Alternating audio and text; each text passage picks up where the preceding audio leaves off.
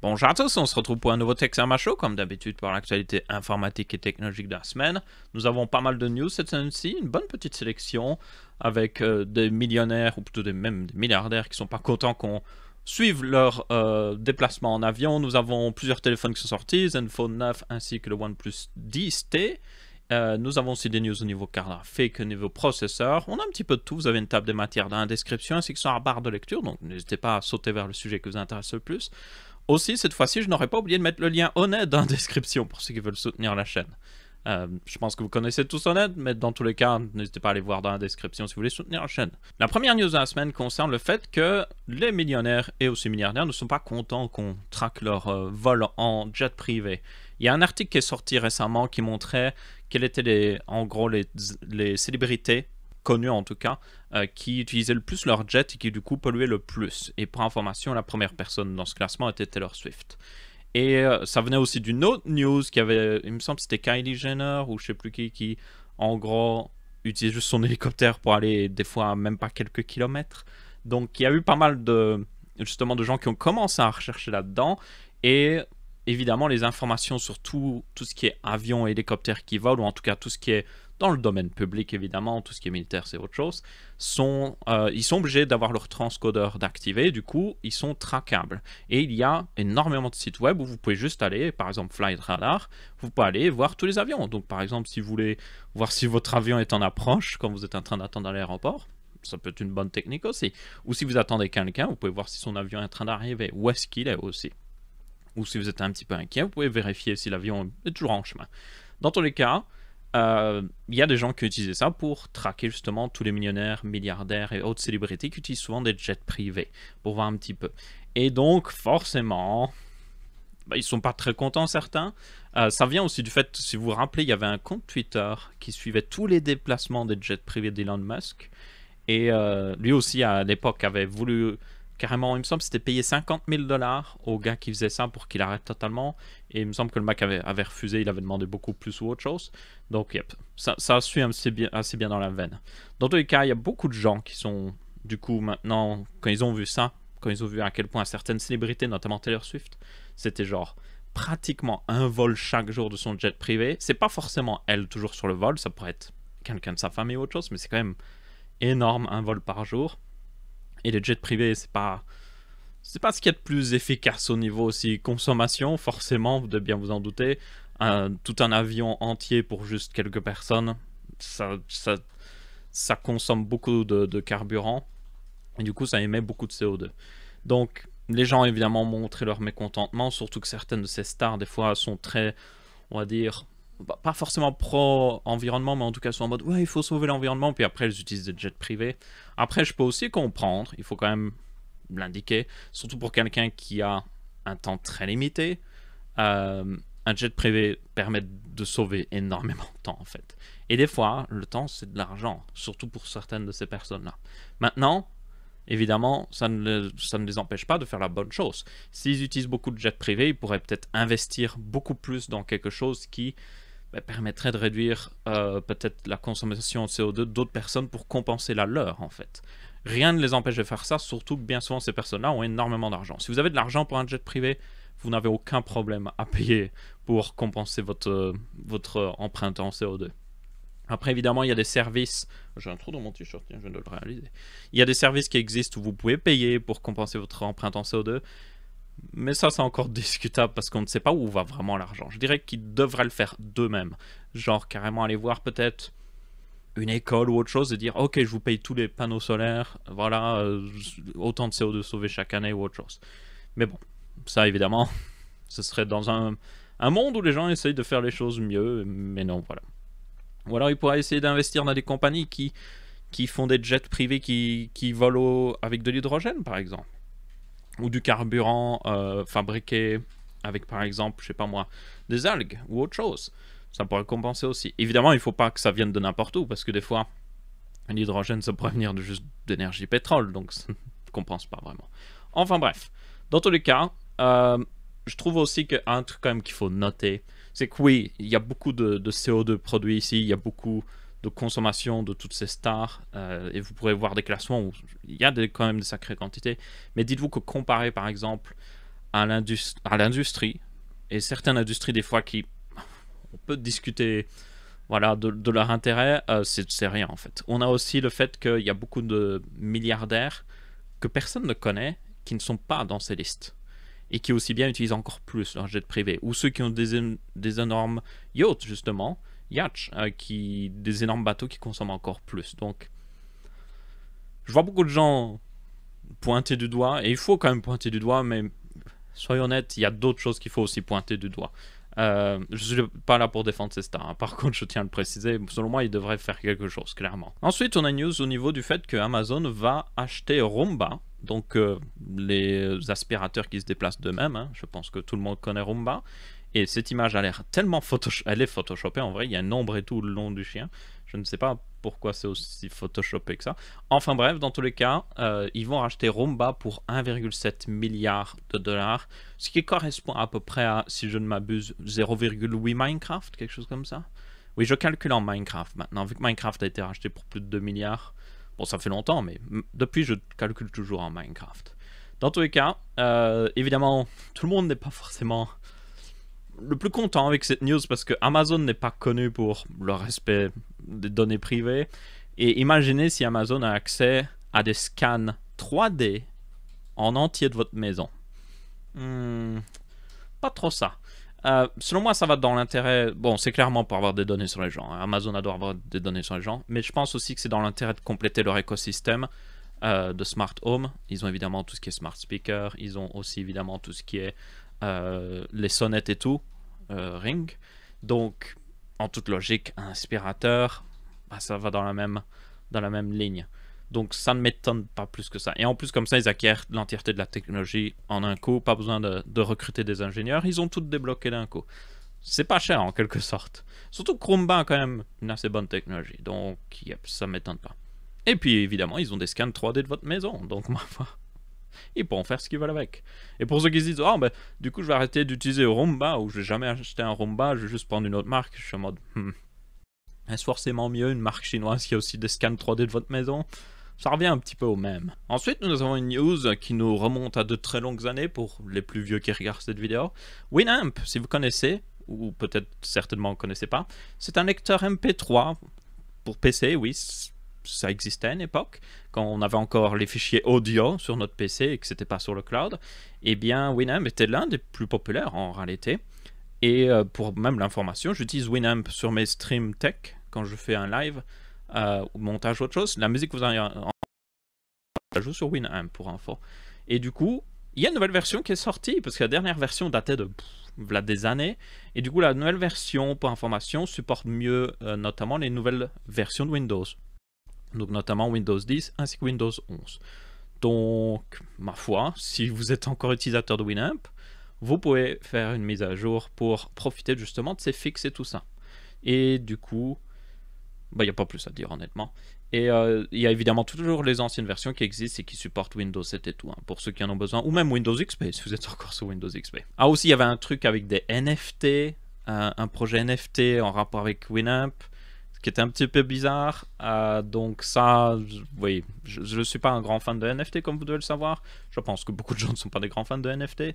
Mais yep, le logiciel existe toujours, on peut l'utiliser pour juste écouter de la musique, mais yep, il y a un drôle de truc avec des NFT. Donc, ma foi. Ensuite, en parlant de faire n'importe quoi avec son logiciel, vous avez Google qui maintenant va avoir 2 applications Google Meet. Yep. Donc, alors, ça remonte à longtemps, mais Google essaye de faire une application de chat depuis des années. Ils ont commencé avec, je ne sais même plus quoi. Il y a un moment, il y a eu Hangout. Et puis, ils ont renommé Hangout en autre chose. Il me semble Google Meet, justement. Puis, ils ont fait Duo, qui était censé un peu concurrencer FaceTime et tout, mais ça n'a pas marché. Et du coup, depuis, il y avait plusieurs applications qui existaient en même temps. Donc maintenant, ils vont renommer Google Duo en Google Meet, qui va devenir le nouveau Google Meet. Oui. Et l'ancien Google Meet va continuer d'exister un petit moment et puis va arrêter de fonctionner. C'est n'importe quoi. C'est franchement n'importe quoi. C'est toujours la technique habituelle de Google. C'est on essaye quelque chose, on balance au mur. Si ça colle, tant mieux. Si ça colle pas, on recommence et on rebalance des trucs au mur. Et des fois, comme ils rebalancent plusieurs trucs au mur en même temps, des fois il y a plusieurs trucs au mur qui sont en train lentement se décoller. Et Google est en mode, oh, ça n'a pas marché. Bon, on essaye encore une fois. Et puis des fois, ils renomment, et puis des fois, ils fusionnent les apps, et c'est n'importe quoi. Franchement, Google a vraiment besoin. Genre, Google est une entreprise avec des milliards de dollars. Ils ont largement l'argent pour faire une très bonne application. Je ne sais pas pourquoi ils continuent de faire ça. Parce que le problème à faire ça, c'est que ben, j'utilisais Google Hangout. Ah ben maintenant, je l'utilise plus vu que ça a arrêté de fonctionner. Bon, ben, je vais passer à une autre application. Mais quand vous voyez que Google ferme toutes leurs applications, vous allez passer à une autre application qui ne va pas fermer de sitôt, vous allez passer à WhatsApp ou autre chose. Parce que là, vous êtes sûr au moins que ça ne va pas fermer dans 6 mois ou autre chose. Et du coup, ils perdent tous leurs utilisateurs comme ça. C'est stupide, un point inimaginable.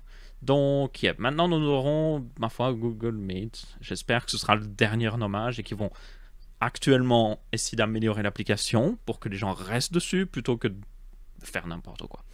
Mais bon, à mon avis... Le mois du futur, en 2024 peut-être, fera une autre news où il sera en mode « Hey, Google a décidé d'arrêter Google Meet et de faire Google Video Chat ou Google Ver Chat. » Oh, ils sont capables de faire ça. Ah, je ne devrais pas blaguer là-dessus. Je devrais peut-être enregistrer le nom quelque part.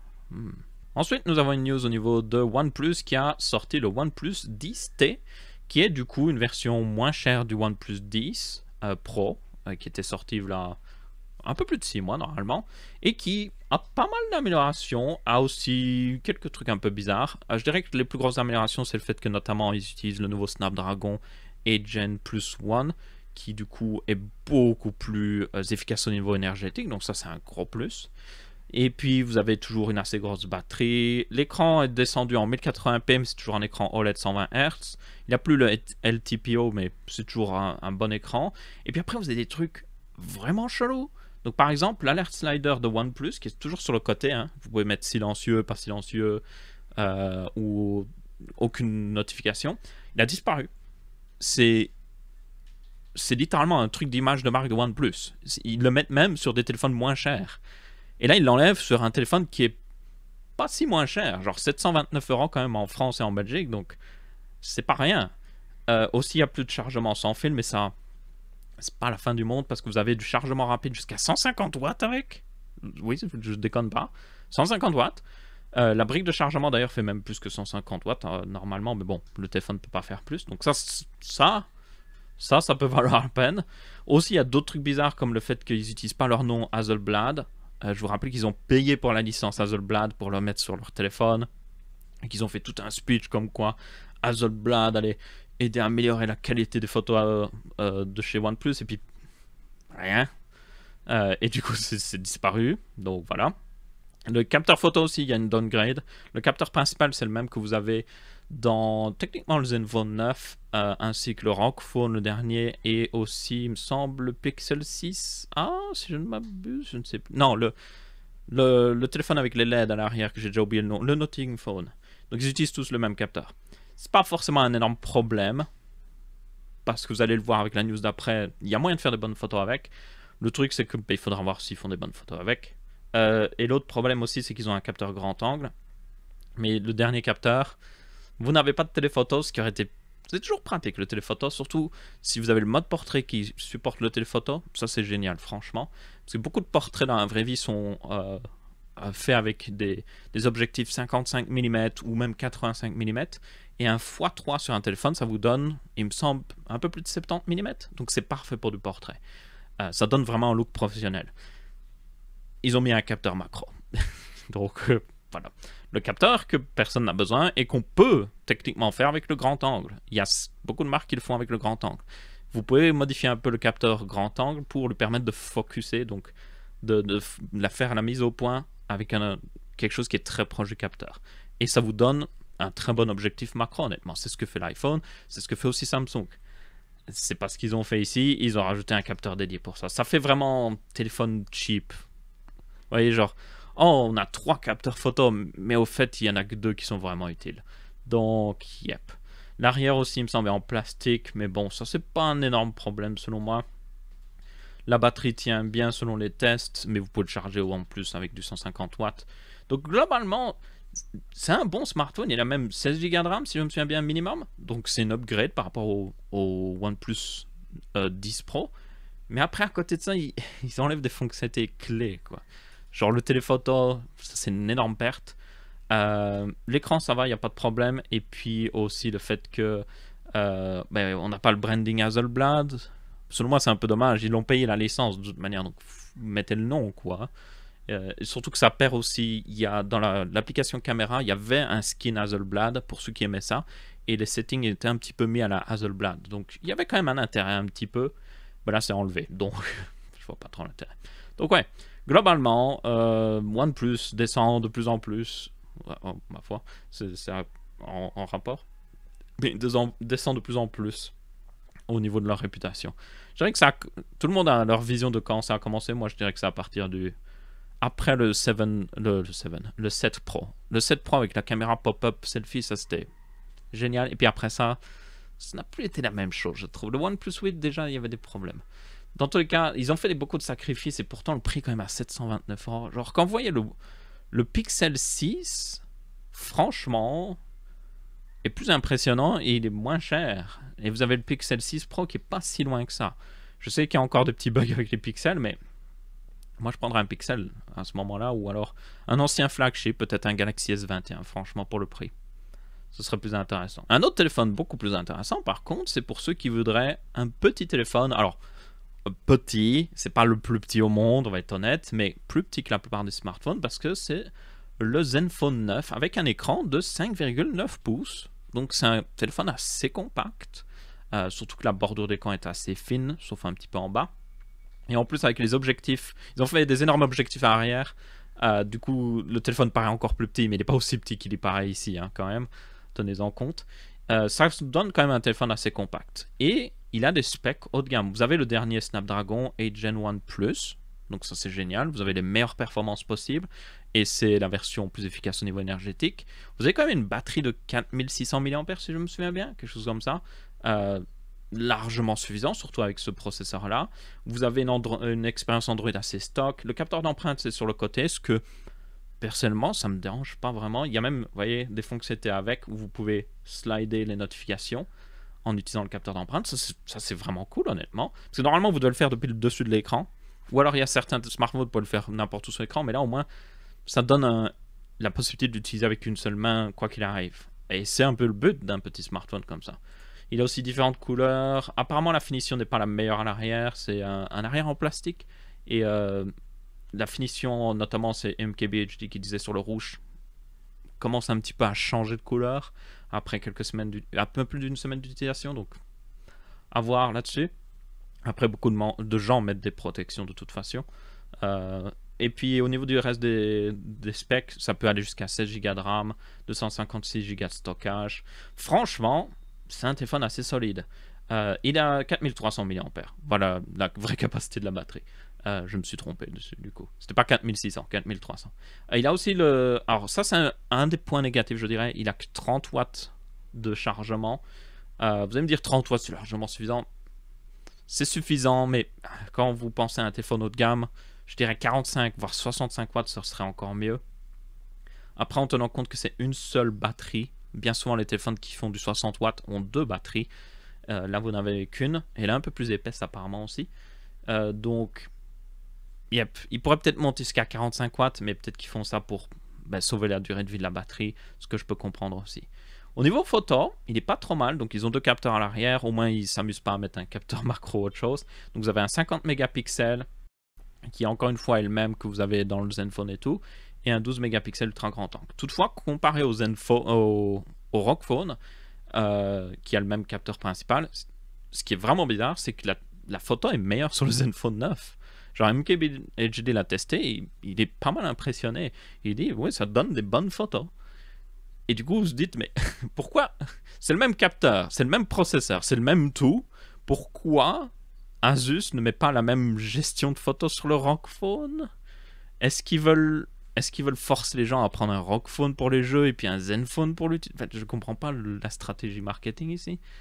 Genre, Asus, peut-être qu'ils vont faire une mise à jour logicielle qui va améliorer le Rockphone avec le même processing photo, mais Si c'est pas prévu, faites-le Asus, parce que ça donnerait un intérêt. Si le ROG Phone avait des aussi bonnes photos que le Zenfone, il y a plus de gens qui l'achèteraient réellement. Et c'est juste une mise à jour logicielle, c'est le même capteur, c'est le même processeur, c'est même tout.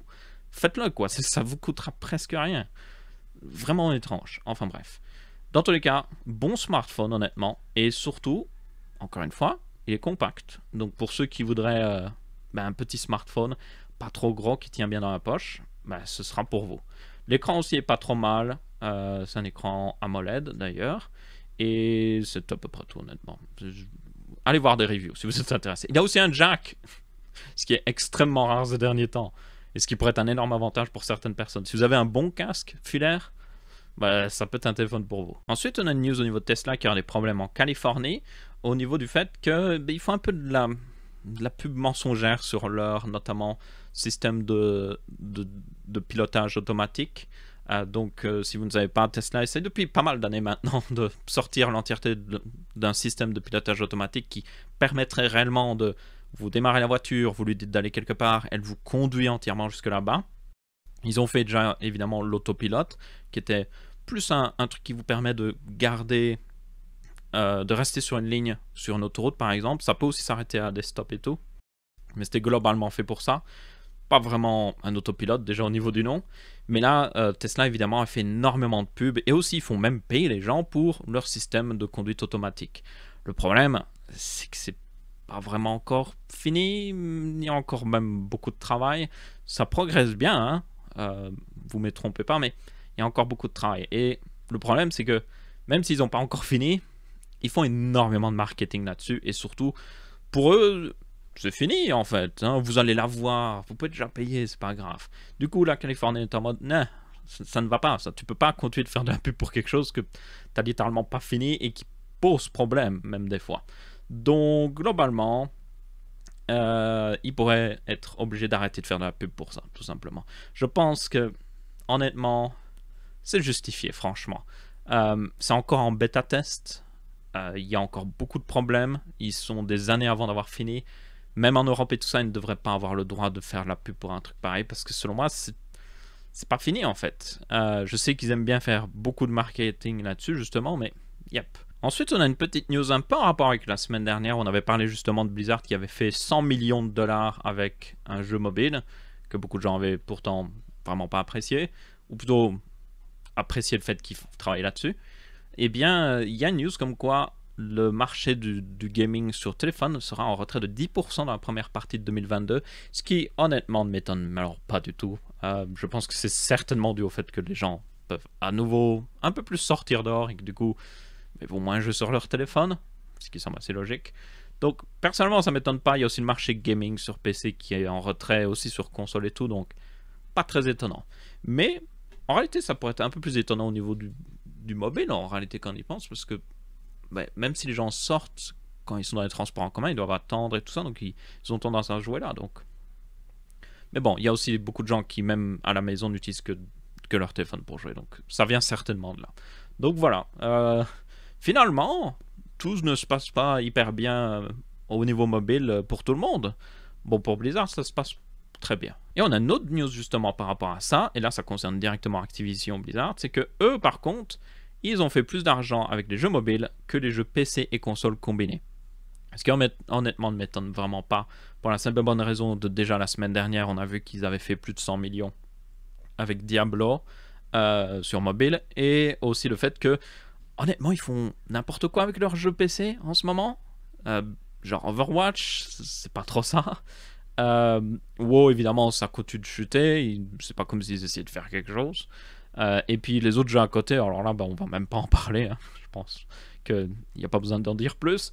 Donc oui, de toute façon, depuis qu'ils se sont fait racheter par Activision, je sais qu'ils sont plus techniquement sous la proue d'Activision, même si c'est compliqué. Ils ont récupéré l'indépendance, mais ils ont récupéré l'indépendance, mais ils ont gardé la même mentalité d'Activision, donc basiquement ça n'a rien changé. Je sais que voilà, ils sont indépendants, mais depuis qu'ils se sont fait racheter par Activision, c'est plus la même compagnie. Franchement, ça doit être certainement, selon moi, l'un des pires rachats au niveau gaming de l'histoire. Parce que Activision, plutôt Blizzard, ils ont une mine d'or.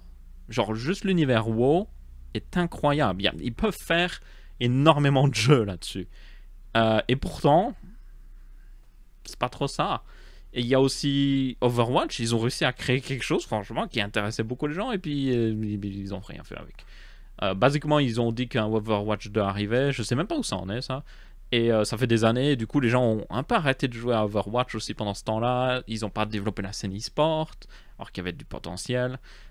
N'était pas parfait, évidemment, mais ils avaient un bon potentiel. Et du coup, ils ont juste fait n'importe quoi avec leur jeu, en fait. Et puis après, quand les gens veulent un nouveau Diablo, ben, il faut un Diablo mobile. Donc ça vous montre juste à quel point ils n'en ont rien à faire. Il y a aussi énormément de problèmes au sein même de l'entreprise, notamment ils ont des problèmes d'employés féminins qui sont maltraités par des employés masculins ou même des patrons. Donc c'est juste une entreprise qui, selon moi, voilà, ne mérite plus aucun respect pour tout ce qu'ils ont fait. Donc, yep. J'espère toujours qu'un jour ils viendront sur le bon chemin ou que quelqu'un va les racheter. Honnêtement, Microsoft, vous êtes en train de racheter plein de studios en ce moment. Rachetez-les. Rachetez-les. Genre, de retirer toute la direction. Franchement, ils peuvent le faire. Retirer tout le PDG, tout ça. Retirer tous ceux qui ont un job de direction. Et essayer de faire revenir les gens qui avaient un minimum de respect. Et surtout les gens qui avaient du talent. Et peut-être que vous pourrez faire quelque chose d'incroyable. Selon moi, ils peuvent faire quelque chose d'incroyable avec. Il y a tellement de potentiel avec les licences Blizzard. C'est abusé. C'est un peu comme... Nintendo qui a énormément de potentiel aussi. Il l'exploite pas à fond. Il continue de faire un peu des trucs bof. Et bon, là encore ça va, Nintendo. Mais Blizzard, c'est juste genre, les gars, vous avez plein d'argent juste sous vos fesses. Faites-le. Genre, faites quelque chose actuellement. Ensuite, on a une news totalement différente ici. Mais bon, il fait très chaud en ce moment. Donc, vous pourriez tenter d'avoir une clim. Et peut-être d'utiliser votre clim. Si vous habitez en Espagne maintenant, vous ne pourrez pas régler votre clim en dessous de 27 degrés.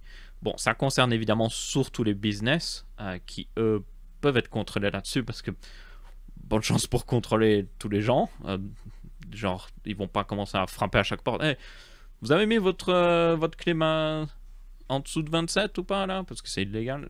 Je vois mal faire ça. Mais dans tous les cas, c'est pour évidemment réduire la quantité d'électricité consommée parce que les clims, ça consomme énormément. Refroidir quelque chose consomme beaucoup plus d'électricité que juste le chauffer. Et du coup, ce qui est un petit peu ironique, c'est que des fois en été, alors qu'il y a plein de soleil et tout ça, mais c'est là qu'on consomme le plus. Genre, il y a plein de soleil, on n'a pas besoin d'éclairage, on n'a pas besoin de se chauffer, et pourtant c'est là qu'on consomme le plus. À cause de, bien sûr, de la climatisation. Donc, ça pourrait aider, évidemment. Surtout si les business respectent ça, et eux, ils seraient plus obligés à respecter ça. Et 27 degrés, c'est raisonnable, mais c'est quand même chaud, 27 degrés. Surtout pour quelqu'un qui veut dormir. Je pense à des hôtels, s'ils peuvent pas en mettre en dessous de 27 degrés, ça, vivre normalement à 27 degrés, ça va. Ça passe. Mais dormir à 27 degrés, ça devient inconfortable. Il me semble que ça devient inconfortable à partir de 24, si je ne m'abuse. Donc, yep. Ça pourrait être mieux à ce niveau-là. Donc, ma foi, sortez vos ventilateurs parce que vous allez avoir besoin. Dans tous les cas, à voir aussi si d'autres pays européens font la même législation et à voir si ça mène quelque part. Honnêtement, je sais pas trop quoi en penser. C'est tiré d'une bonne chose à faire. Surtout que comme j'ai dit, tout ce qui est climatisation consomme énormément d'électricité, mais après je me dis, il y a peut-être d'autres trucs qu'on pourrait aussi viser qui consomment énormément d'électricité. Je sais pas, moi par exemple, tous ces magasins qui laissent leur éclairage la nuit allumé, qui ne servent à rien, vous allez me dire, de toute façon l'électricité est produite pendant la nuit. En France peut-être, parce qu'il y a beaucoup de nucléaire, mais pas dans tous les pays européens. Il y a certains pays européens où, par exemple en Allemagne, s'ils laissent l'éclairage allumé la nuit, c'est sûr et certain qu'il y a une centrale au charbon ou peut-être au gaz qui fonctionne quelque part pour gagner de l'électricité là. Donc, discutable. Je pense qu'il y a aussi matière à faire quelque chose là. Parce que, des fois, je pense qu'il y en a qui l'ont déjà vu, des fois vous avez des magasins la nuit, ils sont fermés, hein, mais vous êtes en mode, oh la vache, il y a autant d'éclairage que comme s'ils étaient ouverts en fait. Donc, yep. peut-être à regarder là-dedans aussi. Ensuite, passons à quelques news au niveau hardware. Nous avons notamment une news au niveau du fait que les Ryzen 7000 sera annoncé le 29 août et il pourrait sortir du coup le 15 septembre. Il y a une deuxième news qui confirmait ça par MSI qui a leaké un petit peu des trucs, donc basiquement c'est à peu près sûr que le 15 septembre on devrait avoir les Ryzen 7000. Donc pour ceux qui attendaient pour faire un PC, ma foi, ça pourrait être le bon moment, surtout si les GPU continuent de dropper au niveau prix. Je sais évidemment qu'il y a certaines personnes qui vont vouloir plus attendre des RTX 4000, mais encore une fois, on ne sait pas trop quand elles arrivent, et on ne sait toujours pas le prix auquel elles vont sortir, ainsi que la disponibilité. Ça, c'est très important. Donc, quoi qu'il arrive, Ryzen 7000 le 15 septembre, donc on devrait voir aussi les performances. Évidemment, on n'a pas encore aussi la nouvelle génération de chez Intel. Après, je peux à peu près vous, franchement, deviner le futur de ce que je vois. C'est qu'à mon avis, Intel aura toujours la couronne des performances. C'est juste qu'ils le feront à un prix extrêmement cher qui est l'électricité, où ils vont juste pousser la consommation le plus possible pour toujours rester devant AMD. Mais je pense qu'on aura quand même une bonne concurrence, surtout au niveau du milieu de gamme, où là, je vous rappelle que notamment le Core i5 12600K, encore à l'heure actuelle, est juste le meilleur processeur que vous pouvez acheter, franchement. Il est raisonnable au niveau consommation et surtout il donne énormément de performance pour cette consommation. Le Core i9, plus discutable honnêtement. Mais AMD reste toujours... et c'est le truc aussi que vous devez... À chaque fois, genre, je le redis, et même par exemple, votre Ryzen 5000, il est toujours très bon. Et même quand les Ryzen 7000 seront sortis, votre 5000 sera toujours très bon. Votre Core i9 12900K aussi sera toujours très bon. Il n'y a aucun problème avec. Il n'est pas devenu, pendant la nuit, mauvais pour jouer à des jeux vidéo ou autre chose. Et aussi, tenez-en compte, bien souvent, la plupart des gens qui regardent cette vidéo, quand vous jouez à un jeu, vous êtes limité par votre carte graphique, pas par votre processeur. Les tests de processeur, et c'est le cas avec mes tests, on essaye de voir la différence. Mais on crée des situations qui forcent la différence pour la voir actuellement. Par exemple, jouer en 1080p. Il y a même des publications qui testent encore en 720p, alors que selon moi, ça n'a plus aucun intérêt. 1080p, c'est le minimum que je testerai. Et déjà là, en 1080p, oui, on voit des différences, mais elles ne sont pas non plus énormes. Et surtout, quand vous passez en 1440p, plus de différence. Quand vous passez une carte graphique milieu de gamme, ou même un petit peu haut de gamme comme une 3070, plus aucune différence. Parce que là, ce qui vous limite, c'est pas le processeur, c'est la carte graphique. Donc à part si vous voulez jouer à 500 FPS dans CSGO ou autre chose, ça ne change pas grand chose honnêtement. Prenez juste un processeur qui donne des bonnes performances comme un 12600K ou un 5600X et mettez le reste de l'argent sur votre carte graphique. Et là, vous aurez de bien meilleures performances. Donc, yep. Donc, ma foi, on verra bien quoi qu'il arrive ce que ça donnera. Moi, je suis impatient de voir. Et aussi, je vais pouvoir préparer la mise à jour du Sama PC. Sama PC 2022 avec peut-être Ryzen 7000 ou peut-être Intel, on ne sait jamais. Bon, si je prends Intel, je vais peut-être devoir mettre... J'ai une idée de mettre le PC dans une autre pièce. Enfin, non. De mettre le refroidissement du PC dans la pièce d'à côté et de faire passer des tubes dans le mur. Un petit peu comme avait fait techniquement Linus Tech Tips, mais juste mieux fait. Parce que là, le chemin serait très court. Et du coup, la chaleur générée par le PC chaufferait l'autre pièce en réalité. Ce sera un avantage pour cette pièce-là. Donc, ma foi, si vous êtes intéressé de voir ça, n'hésitez pas à vous abonner si ce n'est pas le cas.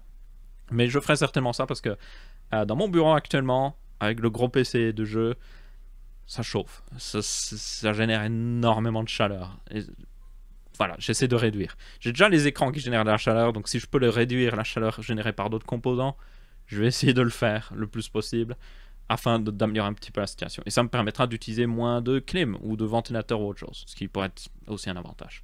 Et aussi avoir des meilleures performances, parce que je pourrais faire tourner le ventilateur à fond, sans me préoccuper du bruit, vu que ce sera derrière un mur. Ça aussi, c'est un grand avantage. Donc ça, ce sera pour le Sama PC 2022. Aussi, je vais le faire plus petit, le Sama PC 2022, parce que j'aurai plus besoin de radiateurs.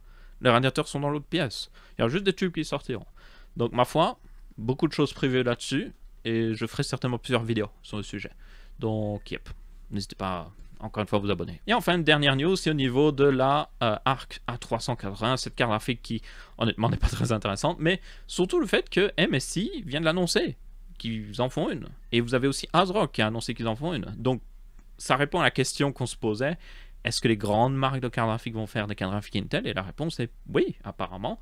Maintenant, encore une fois, je vous le dis, si vous êtes intéressé par cette carte, beaucoup de problèmes de driver, énormément de problèmes de driver. Elle pourrait être intéressante quand tout est fixé au niveau driver. surtout pour améliorer, je pense, un mini PC, un ancien PC, parce qu'elle n'a certainement, enfin, elle n'a pas le problème en réalité du PCI Express 4.0 qu'a par exemple les RX 6500 d'AMD, ce qui est fort dommage vraiment pour les 6500 d'AMD, où je vous rappelle, elle fonctionne en x4. x4 PCI Express 4.0, donc ça va si vous êtes sur une carte mère moderne, mais si vous passez une carte mère moins moderne, en PCI Express 3.0, vous êtes en x4 toujours. Et là, ça tourne moins bien. Ça peut aller sur de plus vieux processeurs, parce que vous êtes limité par le processeur, mais c'est pas idéal. Donc à ce moment-là, moi je mettrais juste une GTX 1650, qui consomme pas beaucoup aussi, donc yep. Mais là, c'est une carte graphique qui consomme pas beaucoup, c'est une version low profile aussi, pour être intéressant. Elle est pas loin d'une GTX 1650 si vous vous rappelez au niveau performance, donc c'est pas la plus performante, mais encore une fois, si c'est pour mettre à jour un vieux PC, lui donner un petit coup de jeune pour lui permettre de jouer un petit peu et tout. J'ai d'ailleurs une vidéo qui arrive là-dessus, faut pas quand je serai revenu parce que je suis pas encore à la maison comme vous pouvez voir.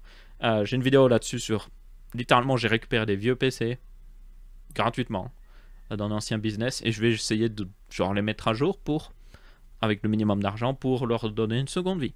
Et honnêtement, c'est pas très compliqué. Contrairement à ce que certains sites font croire. J'ai vu des articles sur certains sites, il faut que je fasse aussi une vidéo là-dessus. J'étais franchement... Bon, je peux le dire un petit peu, c'est pas, je dénonce pas, je ne dis pas oh, ce site est horrible, autre chose, mais s'il y en a qui ont vu peut-être Mac Génération en France, ils ont fait des articles comme quoi ils disaient que le upgrade d'un PC, ou plutôt mettre à jour un PC, était un mythe. Et j'étais en mode, what? Alors, le résumé de ma vidéo, ce sera... Alors, je vais vraiment montrer que c'est pas un mythe déjà. Après, ils ont comme un point que je leur accorde, c'est le fait que c'est pas accessible forcément à tout le monde parce qu'il y a des gens qui ont peur de le faire. Mais c'est pas compliqué à faire en réalité. C'est juste que les gens ne savent pas comment faire et du coup ils n'osent pas le faire. Mais c'est tout à fait possible de prendre un vieux PC de 10 ans, de remettre une nouvelle carte graphique, un petit peu plus de RAM, et honnêtement, oui, ça ne vaut pas un PC qui vient de sortir, mais vous l'avez fait pour rien d'argent. Vous l'avez fait pour 100, 200 euros d'argent. Acheter un PC à 200 euros maintenant, ça vous donnera un PC bien pire. Donc, yep, c'est pas un mythe selon moi, clairement pas. Mais bon, je ferai une vidéo là-dessus. Et dans tous les cas, nous allons en rester là pour ce Texama Show. J'espère que vous avez bien apprécié. Si c'est le cas, vous pouvez laisser un petit pouce bleu. Si vous avez besoin d'un overlay honnête, vous avez un lien dans la description. On se retrouvera pour une prochaine vidéo. Et je vous dis ciao ciao.